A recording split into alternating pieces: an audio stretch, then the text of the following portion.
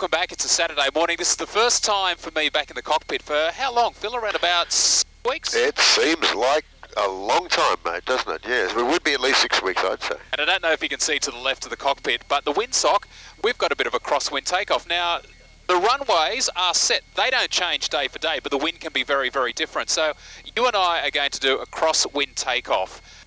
How is that going to be different from the other takeoffs, and what do you need to be aware of? All right, Todd. Yeah, these are things that we do have to deal with very regularly. We always try to take off and land as closely as being into wind as possible. Don't always get the choice, like you said.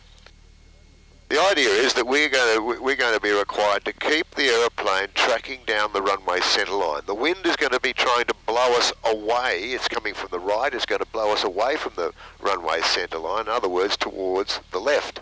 Also, we need to maintain an even weight on both of the main wheels. And we've got to make sure that the nose wheel is helping us to track straight. So what we're going to do, we've still got the brakes on. I'm going to roll the control column fully into wind. See that? So I've got full right aileron on now. So as we accelerate and the ailerons start to become effective, it will hold the right wing down so the wind doesn't tend to lift it up. Yeah?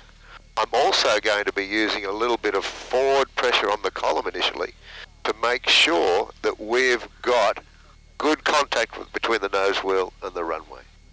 The thing that you can't see at the moment, obviously because the camera is pointing through the windscreen of the cockpit, you have turned the yoke hard to the right. Yeah, now as I accelerate and the ailerons become effective, in order to maintain a constant or equal weight on the mains, I'll be having to gradually reduce the amount of aileron in increments as we accelerate. All set?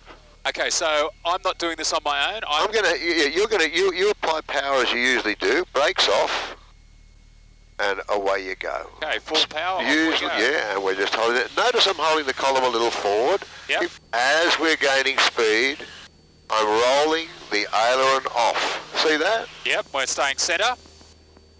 And we're getting flying speed, and I'm going to lift it cleanly into the air.